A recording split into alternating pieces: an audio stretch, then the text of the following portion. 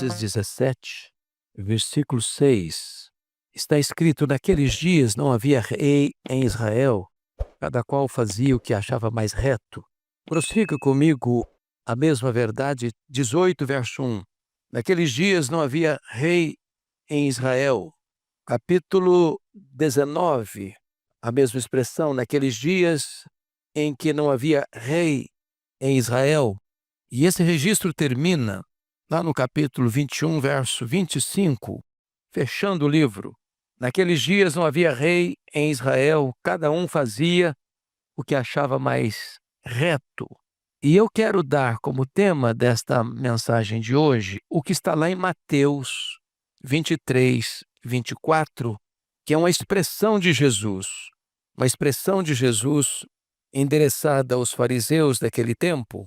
E está escrito o seguinte, Mateus 23, 24, chamando os fariseus de guias cegos, que coais o mosquito e engolis o camelo. Então o tema que eu vou dar é esse: coando o mosquito e engolindo o camelo. Essa expressão é conhecida no sentido de que alguém que é muito rigoroso em coisas miúdas, pequenas, e deixa passar coisas enormes. Esse é o risco do legalismo religioso. Pessoas que se tornam muito radicais em pontos secundários e transigem com aquilo que é a essência, que é o núcleo da própria vida cristã. Bom, voltando ao livro de Juízes, este livro é um livro que retrata a maior crise da nação de Israel. A Bíblia chega a dizer que a geração que saiu do Egito morreu no deserto. A segunda geração que nasceu no deserto entrou na terra prometida. E a terceira geração que nasceu na terra prometida já não conhecia Deus mais. Enquanto Josué e os anciãos lideravam o povo andava com Deus. Obedecia a palavra de Deus. Mas tão logo o grande líder Josué e aqueles que também lideravam com Josué morreram, o povo se desencaminhou, perdeu-se no caminho, corrompeu-se em grau superlativo e entrou numa descida ladeira abaixo. O livro retrata, basicamente, os altos e baixos de Israel. Então, era um ciclo. Israel pecava contra Deus, Deus enviava o inimigo para oprimir o povo, para castigar o povo, como a disciplina divina. No aperto, o povo clamava a Deus. Deus então levantava um juiz, um libertador. Deus trazia livramento para o povo começava a prosperar. Quando tudo estava bem, o povo se afastava de Deus de novo.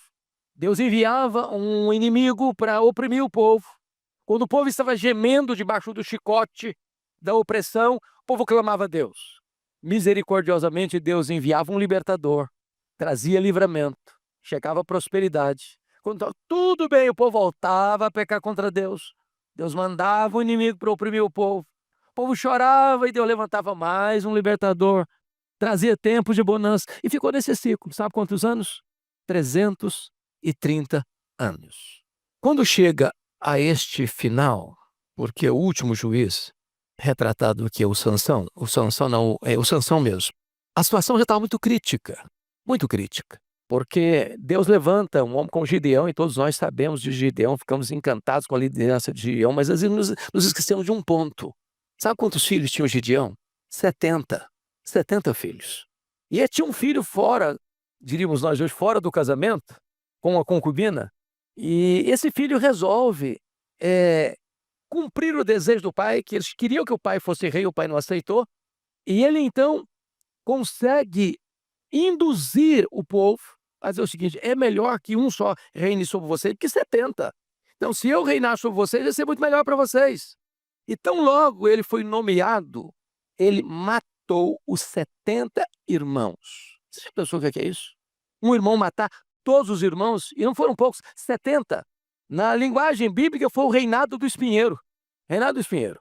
Mas aí levanta o Sansão, que vocês conhecem tão bem, fez carreira solo, e termina cego num templo pagão, de maneira triste. Agora chega o capítulo 17 até o 21, não tem mais inimigo de fora, porque o inimigo de Israel vai ser Israel.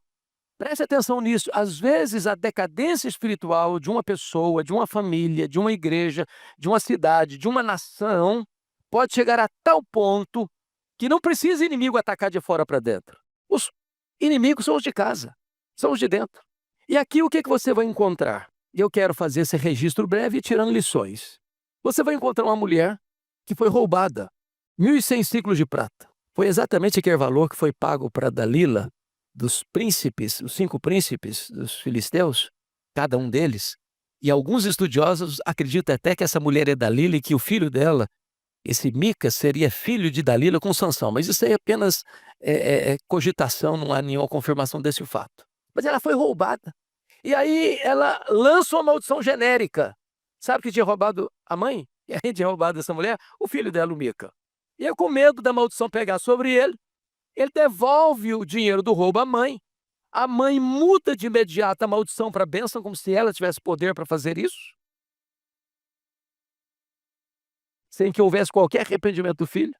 E promete dar todo esse dinheiro que tinha sido roubado para Deus. E aí entra o sincretismo, para que se fizesse uma imagem de escultura para o povo adorar. Mistura coisa de Deus com coisa pagã. A religião foi se corrompendo. Mas na hora de entregar, ela não entregou os 1.000, não. Ela só entregou uma pequena parte. Se o filho tinha roubado da mãe, ela estava roubando de Deus. Que tinha prometido isso, tinha para Deus. Igual a Ananias e Safira. E aí o que acontece? O filho manda fazer uma imagem de escultura, faz um altar, um templo, um nicho de adoração dentro da casa dele. Preste atenção, religiosidade abundante. Misturando o culto a Deus com a idolatria. Eles estão adorando a Deus, mas através de um ídolo. O que mais fizeram?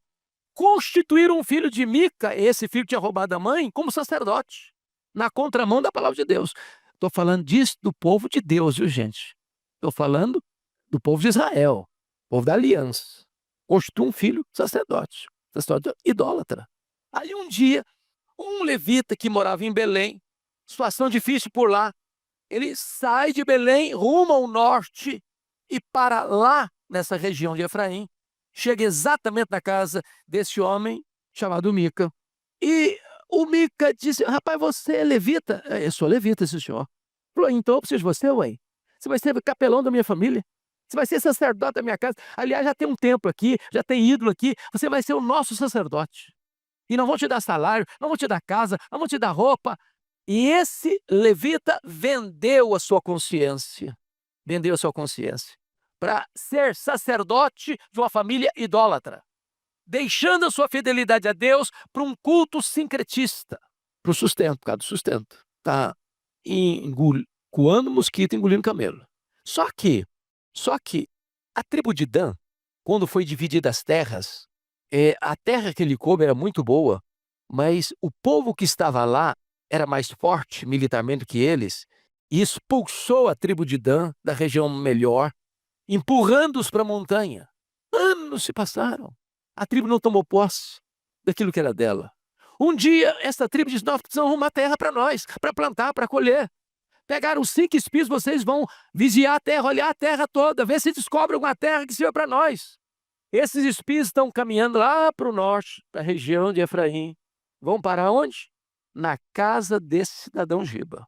Quem que está lá com o sacerdote? Um levita, num culto pagão. E ele chegou e falou: você consulta a Deus aí para ver se essa empreitada nossa é boa. Ele disse que consultou, mas tudo aquilo era para falar o que o povo queria ouvir. Não, vai dar tudo certo, vai dar tudo certo. Ele sobe mais um pouco, olha a cidade de Laís, uma cidade bonita, forte, rica, mas que o povo não está acostumado com guerra, não está preparado com guerra, não está pensando em guerra. Eles voltaram à tribo de Dan, disseram: olha, tem uma cidade que nós vamos conquistar. Juntaram 400 guerreiros. Para onde foram primeiro? Para a casa dos Ziba. Chegaram e falaram: a casa do Mica. Ô Mica, não falaram para ele, não, falaram para o sacerdote, o levita. O nome dele era Jonatas, da família lá dos sacerdotes. Nós temos uma proposta de emprego melhor para você. Em vez de você ser sacerdote de uma família, você vai ser sacerdote de uma tribo, da tribo de Dan. Nós vamos te dar salário melhor. Um homem que vende a sua consciência, um homem que vende a sua fidelidade a Deus. E foram e roubaram os deuses, os ídolos da casa desse cidadão, do Mica. Foram na cidade de Laís, tomaram a cidade, mataram as pessoas, conquistaram a cidade, derramaram sangue, conquistando uma região que não era a região que Deus havia dado para eles, invadindo terra que não era deles. Esse Mica foi atrás deles e falou: fica aí, cara, não vem não, porque se você vier, nós vamos te matar. Aí os deuses dele não fizeram nada, não puderam ajudar nada. Ele ficou sem Deus, ele ficou sem sacerdote, ele ficou sem nada. E aí o livro vai prosseguindo nessa saga de corrupção, de violência, de maldade. E diz a Escritura que um outro indivíduo, um levita, vai arrumar uma concubina lá em Belém, totalmente longe da terra dele. Ele era efraimita e vai lá para o sul. Essa concubina o abandona. Meses depois, volta para casa do pai. Quando ele sentiu saudade da concubina, ele foi lá em Belém para pegar a concubina. O sogrão deu uma festa para ele, porque era uma vergonha naquela época uma moça abandonar o marido. Talvez podia dar até motivo de morte. Depois de festas que fizeram, ele resolve voltar lá para o norte. Ele está lá em Belém, perto de Jerusalém. Está ele, seu moço, a concubina agora acompanhando, 2 jumentos abordados, estão passando por Jebus, que é Jerusalém. O moço: vão dormir aqui não, vão dormir em Gibeá. Chega em Gibeá, ninguém dá hospedagem para eles. Eles ficam na praça. Vem um homem lá da tribo de Benjamim, diz: rapaz, vocês não podem ficar na praça não, essa cidade é violenta, aqui é problema, aqui vai dar mal, eu vou levar vocês para minha casa. E enquanto eles estavam na casa comendo e bebendo, os homens de Belial, igual de Sodoma e Gomorra, querendo fazer sexo homossexual com ele, com o levita, assurraram a porta: dá o homem aqui, dá o homem aqui. O homem só fala: rapaz, não podemos fazer isso não, o cara está debaixo do meu teto, eu tenho uma filha virgem, eu entrego ela para vocês. Aliás, eu tenho uma concubina aqui também, vocês podem fazer o que vocês quiserem com elas. Diz a Bíblia, e é a versão NAA que descreve isso, que o levita pega a sua mulher e entrega a sua mulher aos homens depravados de Gibeá. E aquela moça sofre um estupro coletivo a noite inteira dos homens depravados de Gibeá. Quando amanheceu, o cara dormiu, você acredita nisso? Dormiu. Em vez de defender a sua mulher, passou a noite dormindo. Quando o dia amanheceu, ele prepara para viajar, a sua mulher está caída na porta de entrada da casa. Ele chama, ela não atende, devia estar morta talvez. Com total insensibilidade, ele bota a mulher no animal, no jumento, caminha mais de 100 quilômetros para casa, como se estivesse levando uma mercadoria sem valor. Quando chega em casa, ele pega uma faca e esconde a sua mulher, divide o corpo dela em 12 partes, envia uma parte para cada tribo para suscitar uma guerra civil. E então todos vieram como um só homem. Ele dá um relatório tendencioso, passando-se de bonzinho, induzindo as pessoas a acharem que toda a cidade de Gibeá era criminosa, quando criminosos eram os filhos de Belial, não era toda a cidade. E ele, depois que desse relato parcial, tendencioso, para salvar a sua pele, porque ele era culpado, porque em vez de defender a sua mulher, em vez de lutar por ela, ele a entregou de bandeja aos bandidos da cidade. Então todos se reuniram como um só homem, e ele induziu as pessoas a uma guerra. Os homens todos tomaram a seguinte decisão. A cidade de Gibeá ficava na tribo de Benjamim. 2 decisões. Se uma cidade não veio à convocação para esta guerra, todos devem morrer. Segunda decisão. Nós não vamos dar as nossas filhas para os benjamitas se casarem. Não vão matar todo mundo. Mas se sobrar alguém, nós não vamos dar nossas filhas para se casarem com eles. Sabe o que fizeram? Fizeram uma carnificina. Foram na cidade de Gibeá, pediram os homens maus, eles recusaram a dar, porque talvez a ligação tribal era maior do que a união nacional. Defenderam os seus concidadãos, embora fossem criminosos.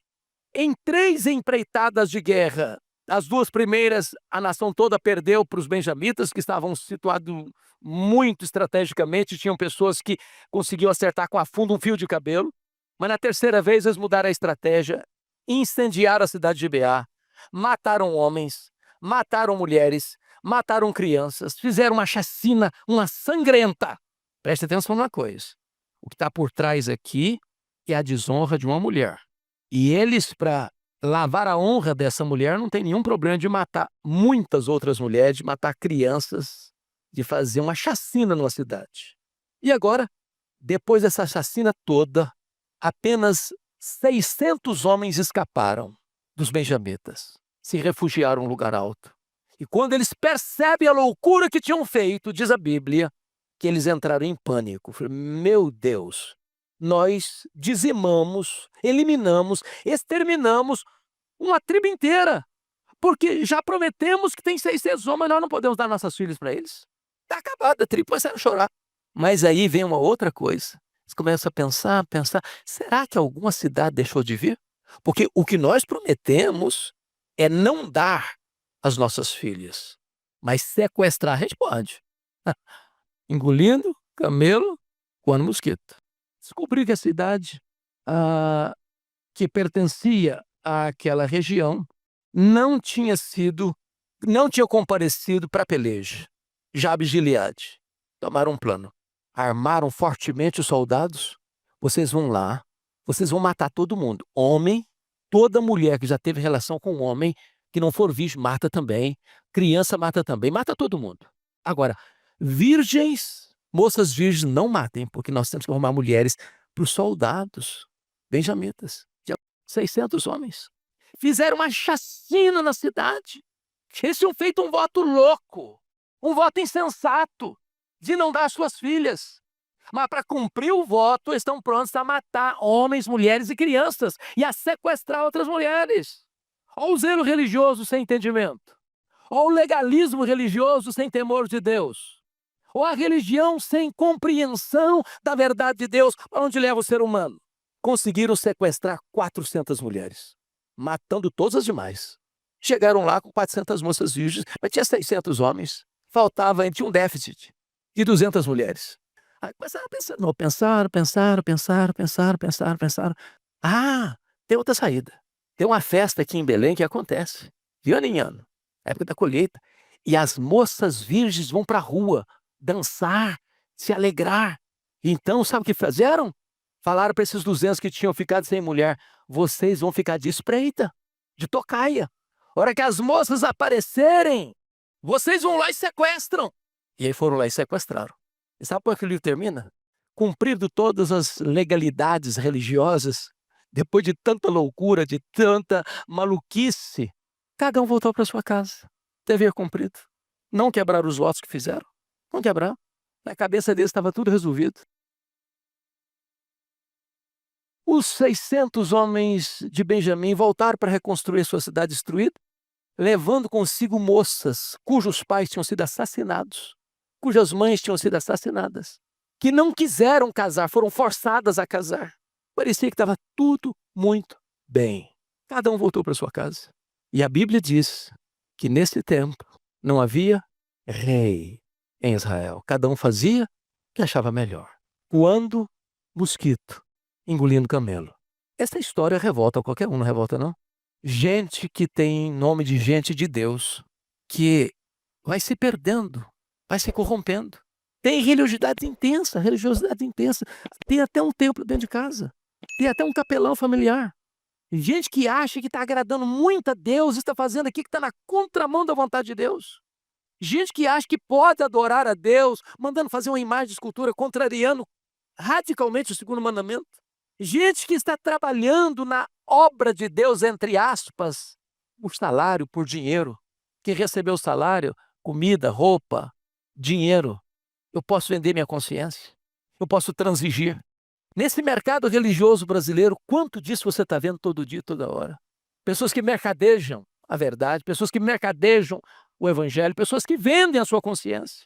Mas para mim o que é mais gritante, meus irmãos, é quando as pessoas são tão zelosas, são tão cuidadosas, são tão ciosas de detalhes da sua religiosidade e estão dispostas a cometer qualquer atrocidade, qualquer violência, qualquer maldade, qualquer crueldade, desde que esse ponto não seja atingido. Matar, sequestrar, para eles não é problema. desde que eles não quebrem o voto que fizeram. Como um voto insensato de Jefté, esse mais insensato ainda. Porque pelo menos o voto de Jefté tinha a ver com a vida dele, com a família dele. Esse voto não. Esse voto eles levaram à chacina de cidades. Sabe qual a conclusão que eu chego quando termino de ler Juízes? É que ele diz assim, naqueles dias não havia rei em Israel, cada um fazia o que achava mais reto. E aí entra logo em seguida um outro livro que trata também do período dos juízes, que é o livro de Ruth. Logo depois entra um outro livro que também trata do período dos juízes, que é 1 Samuel. Vem a decadência aí de Eli, seus 2 filhos, Rofini e Finéias, que eram adúlteros, eram homens, filhos de Belial também. E aí vem o juiz, um homem de Deus, chamado Samuel, o intercessor da nação, ou que vai botar o carro nos trilhos. Mas chega ao final da vida, ele está dando um relatório para a nação de como ele foi íntegro. E o povo disse para ele, Samuel, você é um cara bom mesmo, você é um homem íntegro mesmo. Você nunca transigiu com os valores absolutos da integridade. Você nunca roubou um cabrito de ninguém durante todo o ano, todos esses anos que você nos liderou. Mas os seus filhos não são do mesmo estofo moral, não. Então, com seus filhos não dá para trabalhar, não. Então, constitui-nos um rei. E aí foi escolhido Saul. Começou bem e terminou mal. Aí vem Davi, que começa bem e termina mal. Aí você vê Salomão, começa bem e termina mal. E você começa a perceber que nenhum rei humano consegue resolver essa demanda.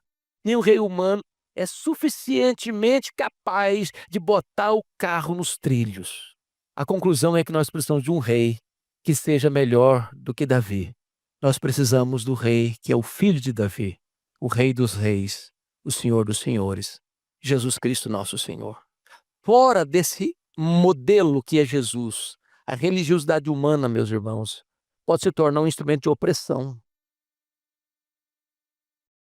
de engano, de mentira, que não precisa de inimigo externo. Do capítulo 17 ao 21, não tem ninguém atacando Israel, e nem precisa. Ele está se autodestruindo, autodestruindo. Sabe o que ele está fazendo? Coando mosquito e engolindo camelo. Mas eu quero terminar dizendo o seguinte, às vezes é fácil a gente atacar Israel. Às vezes é fácil a gente acusar esse povo aqui. De fato, são atrocidades. Mas quem sabe a gente pudesse olhar no espelho e clamar por misericórdia. Porque todo o potencial da maldade extrema está potencialmente no nosso coração. Sem a graça de Deus, nós estamos sujeitos aos mesmos males, aos mesmos deslizes, às mesmas transgressões. Somos o que somos pela graça de Deus. E tão somente pela graça de Deus. Que Deus nos livre de uma religião farisaica. Que Deus nos livre de um legalismo pesado. Que Deus nos livre de sermos zelosos daquilo que nós fabricamos e completamente relaxados com a verdade que Deus requer de nós. Que Deus nos livre de uma falsa espiritualidade. Que Deus nos dê um coração humilde e quebrantado, que olha para Jesus, diz, é a Ele que eu quero me submeter. Ele é a autoridade sobre a minha vida, Ele é o meu modelo, e é olhando para Ele que eu quero caminhar a minha vida cristã. Que Deus nos abençoe. Amém. A mensagem do pastor Hernandes é um chamado urgente para que a igreja volte ao princípio de que somente a Bíblia basta. Ele alerta que a prática de inventar regras humanas é um veneno que desvia o foco principal, a graça de Deus em Jesus. Usando o livro de Juízes, ele mostra que, quando as pessoas trocam a autoridade de Deus pela própria vontade, o resultado é sempre o caos moral, a corrupção e a violência, mesmo dentro da fé. O legalismo nos faz focar em detalhes insignificantes e ignorar o que é essencial. Sinta-se à vontade para debater respeitosamente sobre este tema na seção de comentários. Não se esqueça de deixar um gostei e se inscrever no canal para receber os próximos vídeos. Um abraço a todos